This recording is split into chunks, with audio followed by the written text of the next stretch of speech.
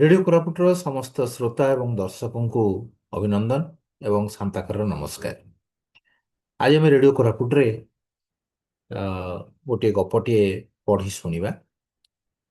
ଗପଟିକୁ ଲେଖିଛନ୍ତି ଦାସ ବେନହୁର, ବିଶିଷ୍ଟ ଗାଳ୍ପିକ। ଓଡ଼ିଆ ଭାଷାରେ ଅନେକ ଗଳ୍ପ ସେ ଲେଖିଛନ୍ତି। ତେବେ ଆଜି ପଢ଼ିବାର ସୁଯୋଗ ମିଳିଥିଲା କୋରାପୁଟର ଲାଇବ୍ରେରୀରେ। ତାଙ୍କର ଗପ ବହିଟିଏ, ଗଳ୍ପ ସଂକଳନଟିଏ। ସେ ସଂକଳନରେ ଗୋଟିଏ ଗପଟିଏ ଥିଲା ଚିତ୍ର। ଅତି ସୁନ୍ଦର ଏବଂ ତାକୁ ପଢ଼ିଲା ବେଳକୁ ହୃଦୟକୁ ଛୁଇଁଥିଲା।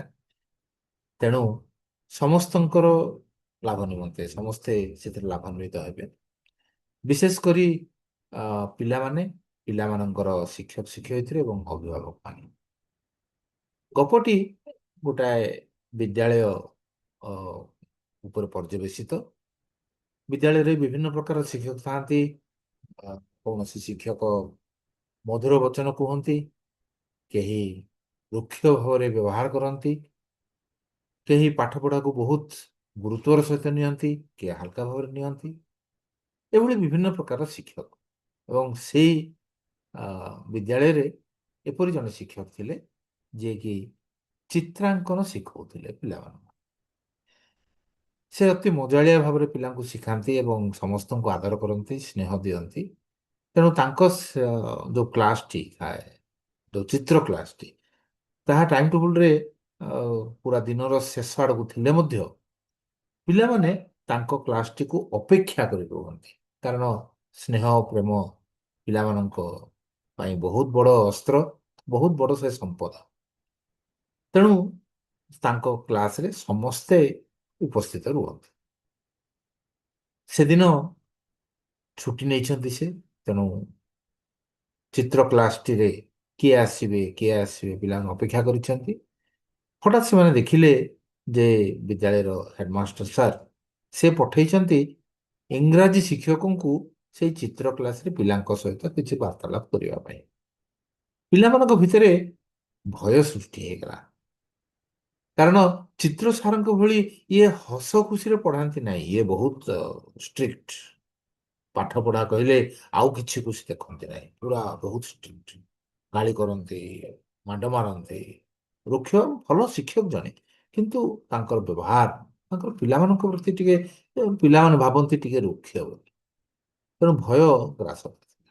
କିନ୍ତୁ ଅଚାନକ ହଠାତ୍ ଦେଖିଲେ ଯେ ସାର୍ ସେଇଭଳିଆ କିଛି ଗାଳି କରୁନାହାନ୍ତି କିମ୍ବା କାହାକୁ ଅ, ରୁକ୍ଷ ଭାବରେ ବ୍ୟବହାର କରୁନାହାନ୍ତି। ସେ ବରଂ କହିଲେ ଯେ ଆଜି ହେଉଛି ତମର ଚିତ୍ର ପିରିୟଡ଼ଟିଏ, ମୁଁ ଆସିଛି ଗୋଟେ ଅତିଥି ଭାବରେ। ତେଣୁ ଆସ, ଆଜି କିଛି ଗୋଟେ ଚିତ୍ର କର, ମୁଁ ଦେଖିବାକୁ ଚାହୁଁଛି ତମର ଚିତ୍ରାଙ୍କନ। ପିଲାମାନେ ବହୁତ ଖୁସି ହେଇଗଲେ। ସମସ୍ତେ ତାଙ୍କର ଚିତ୍ର ଖାତା, ଚିତ୍ର କାଗଜ ଏସବୁ ଯାକ ବାହାର କରିବାକୁ ଆରମ୍ଭ କଲେ। ତେବେ କଣ ବିଷୟ ଦେବେ, କଣ ବିଷୟ ଦେବେ ଚିନ୍ତା କରୁ କରୁ ସାରଙ୍କ ମୁଣ୍ଡରେ ଗୋଟେ ପଶିଲା ଯେ ପିଲାମାନେ ସେମାନେ ତାଙ୍କର ମାଙ୍କର ଚିତ୍ର ଯଦି ଆଙ୍କନ୍ତେ ବହୁତ ବଢିଆ ହୁଅନ୍ତା। ତେଣୁ କହିଲେ, ପିଲାଏ ତମେ ତମ ମାଙ୍କ ଚିତ୍ରଟି ଆଙ୍କ। ପିଲାମାନେ ଅତି ଖୁସିରେ ଆଙ୍କିବାକୁ ଆରମ୍ଭ କଲେ। ଅଭ୍ୟାସ ତ ଅଛି, ସାର୍ ବହୁତ ଭଲ ପଢ଼ାନ୍ତି, ଚିତ୍ର ସାର୍। ତେଣୁ ପିଲାମାନଙ୍କର ଚିତ୍ର କରିବାର ଦକ୍ଷତା ମଧ୍ୟ ବହୁତ ଭଲ। କିଏ ମାଙ୍କର ଚିତ୍ରକୁ ରେଖାଙ୍କନ ଚିତ୍ରରେ କରୁଛି, କିଏ ସାମ୍ନା ପଟରୁ କରୁଛି, କିଏ କେବଳ ବେଣୀଟିକୁ ଦେଖାଇ ମାଙ୍କର ଚିତ୍ର ର ରୂପ ଦଉଛି। ଏଭଳି କିଛି ପାରମ୍ପରିକ ଏବଂ କିଛି ଆଧୁନିକ ଏଇ ଚିତ୍ର ଗୁଡ଼ିକ ପିଲାମାନେ କରିବାରେ ଲାଗି ପଡ଼ିଲେ। ଏବଂ କିଛି ସମୟ ମଧ୍ୟରେ ସାର୍ଙ୍କୁ ସବୁ ହସ୍ତାନ୍ତର ବି କଲେ। ସାର୍ ଗୋଟେ ଗୋଟେ ଚିତ୍ର ଦେଖି ସାରିଲେ। କିନ୍ତୁ ସେ ହଠାତ୍ ଦେଖିଲେ ଯେ ଗୋଟେ ପିଲାଟିଏ ଆ, ଜଣକର ମୁଣ୍ଡ ପଛରେ ଲୁଚିବାକୁ ଚେଷ୍ଟା କରୁଛି। ବୋଧହୁଏ ସେ ଖାତା ଦେଇନାହିଁ କି ଚିତ୍ର କରିନାହିଁ। ତାକୁ ପଚାରିଲେ, ସେ ଉତ୍ତର ଦଉନାହିଁ। ତେଣୁ ସାରଙ୍କ ଭିତରେ ଯୋଉ ରାଗ, ଯାହାକୁ ସେ ଦବେଇକି ରଖିଥିଲେ, ହଠାତ୍ ବାହାରି ପଡ଼ିଲା। ପଚାରିଲେ, କଣ ହେଲା, କାହିଁକି ଚିତ୍ରଟା ଦଉନୁ କାହିଁକି? ସେ କିଛି କହୁନାହିଁ, କାନ୍ଦି ଦଉଛି। ତଥାପି ସାର୍ କହିଲେ, ମୋର ପଚାରିବାର ମତେ ଅବଜ୍ଞା କରୁଛି ପିଲାଟି। ତାପରେ ବାଡ଼ିଟିଏ ଧରିଲେ ଏବଂ ମାରିବା ପାଇଁ ବାହାରିଲେ। ବାହାରିଲା ବେଳକୁ ସେ ପିଲାଟି, ତାର ଆଖିରୁ ଲୁହ ବାହାରି ପଡ଼ିଲା ଏବଂ ସେ ଯୋଉ କଥାଟି କହିଲା ତାହା କେବଳ ସାରଙ୍କର ହୃଦୟ କାହିଁକି, ସମସ୍ତ ଶ୍ରୋତା, ବାପା ମା, ଅଭିଭାବକ, ଶିକ୍ଷକ ଶିକ୍ଷୟିତ୍ରୀ ସମସ୍ତଙ୍କ ହୃଦୟକୁ ତା ହାତ ଉଠାଇଦେବ। ସେ କହିଲା ଯେ ସାର୍, ଆପଣ ଆମକୁ ଆମ ମାଙ୍କ ଚିତ୍ର ଆଙ୍କିବାକୁ ଦେଇଛନ୍ତି, କିନ୍ତୁ ମୁଁ କଣ କରିବି? ମୋର ପିଲାଟି ବେଳୁ ମା ମରିଯାଇଛନ୍ତି, ମୁଁ ମାଙ୍କୁ ଦେଖି ନାହିଁ, ତେଣୁ ଆଙ୍କିବି କେମିତି? ଏବଂ ଦାସ ବେନହୁରଙ୍କର କଲମ ସେଇଠି ଅଟକି ଯାଇଛି, ଆଉ ଆଗକୁ ବର୍ଣ୍ଣନା କିଛି କରିନାହାନ୍ତି। ସମସ୍ତଙ୍କୁ ଭାବିବା ପାଇଁ ବାଧ୍ୟ କରିଦେଇଛନ୍ତି ଯେ କିଭଳି ଏକ ସ୍ଥିତି ଏବଂ କିଭଳି ଆମେ ପିଲାମାନଙ୍କୁ ବୁଝିବାରେ କେତେ ଦୂର ଅକ୍ଷମ ହେଇଯାଉ। ଆମେ ଭାବୁ ପିଲାଙ୍କ କଥା କଣ ଆମେ ଜାଣିନାହୁଁ, ପିଲାଠୁ କଣ ଆମେ ଜାଣିନାହୁଁ, କିନ୍ତୁ ବାସ୍ତବରେ ପିଲାଟିର ଯୋଉ ଅସୁବିଧା ହୁଏ, ପିଲାଟି କ୍ଲାସରେ ପରଫର୍ମ କରିପାରେ ନାହିଁ, ପିଲାଟି ଉତ୍ତର ଦେଇପାରେ ନାହିଁ, ପିଲାଟି ଭିତରେ ତାର ଦକ୍ଷତା ସେ ସମ୍ପୂର୍ଣ୍ଣ ରୂପେ କିପରି ପ୍ରକାଶ କରିପାରୁନାହିଁ, ତା ଭିତରେ ସବୁ ସମ୍ଭାବନା ଥାଇ ମଧ୍ୟ ସେ କିପରି ଭାବରେ ପଛୁଆ ହୋଇ ରହିଯାଉଛି, ଏଇ ସବୁ କ୍ଷେତ୍ରରେ ଅନେକ ସମୟରେ ସେ ଦୋଷୀ ହୁଏ ନାହିଁ, ସେ ଦୋଷୀ ନଥାଏ। କାରଣ ଅଲଗା ଥାଇପାରେ, ଯେମିତିକି ଏଇଠି ସେ ତାର ମାଙ୍କୁ ଯେହେତୁ ଦେଖି ନାହିଁ, ତା ମାଙ୍କ ଚିତ୍ର ସେ କେମିତି ଆଙ୍କିବ?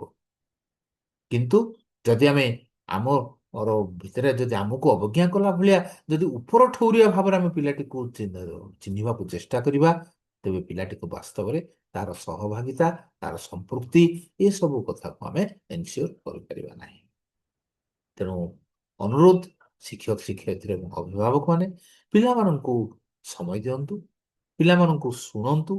ପିଲାମାନେ ତାଙ୍କର ସମସ୍ତ କଥାଟିକୁ ବ୍ୟକ୍ତ କରିବା ଏକ ସୁନ୍ଦର ବାତାବରଣ ସୃଷ୍ଟି କରନ୍ତୁ, ଏକ ସ୍ନେହର ବାତାବରଣ, ଏକ ପ୍ରେମର ବାତାବରଣ, ଯେଉଁଠି ନିର୍ଭୟରେ ସେମାନେ ସେମାନଙ୍କର କଥାଟିକୁ କହିପାରିବେ, ଯାହାଫଳରେ ଆପଣ କାରକ ସାଜିପାରିବେ ପିଲାଟିର ସର୍ବୋତ୍କୃଷ୍ଟ ସମ୍ଭାବନାକୁ ପରିପ୍ରକାଶ କରିବା ଦିଗରେ। ଦେଶର ସେମାନେ ହେଉଛନ୍ତି ସମ୍ପଦ, ତେଣୁ ସେଇ ସମ୍ପଦ ଯେତେବେଳେ ସୁଦୃଢ଼ ହେବ, ଆମ ଦେଶ ମଧ୍ୟ ସୁଦୃଢ଼ ହେବ। ଶୁଣୁଥିବା ଯୋଗୁଁ, କାହାଣୀଟିକୁ ଅ, ଲେଖିଥିବା ଯୋଗୁଁ ଦାସ ବେନୁଙ୍କ ପାଖରେ ଆମେ କୃତଜ୍ଞତା ଜଣାଉଛେ। ଏତେ ସୁନ୍ଦର ଏକ ଅ, କାହାଣୀ ସେ ଦେଇଛନ୍ତି ଆମକୁ, ଏବଂ ସମସ୍ତ ଶ୍ରୋତା ଏବଂ ଦର୍ଶକଙ୍କ ପାଖରେ ଆମେ କୃତଜ୍ଞତା ଜଣାଉଛୁ ଯେ ସେମାନେ ନିଶ୍ଚିତ ଭାବରେ ହୃଦୟଙ୍ଗମ କରିଛନ୍ତି ଏହାର ଆବଶ୍ୟକତା। ପୁଣି ଥରେ ଆଉ ଏକ କାହାଣୀକୁ ନେଇ, ଆଉ ଏକ ଲେଖକଙ୍କର କୃତିକୁ ନେଇ, କବିଙ୍କର ସୃଷ୍ଟିକୁ ନେଇ ଉପସ୍ଥାପନ କରିବୁ, ପହଞ୍ଚିବୁ ଆପଣଙ୍କ ପାଖରେ। ସେତିକି ପର୍ଯ୍ୟନ୍ତ ରେଡ଼ିଓ କୋରାପୁଟର ସିଏ ସାମ୍ବାଦିକଙ୍କୁ ବିଦାୟ ଦିଅନ୍ତୁ। ନମସ୍କାର।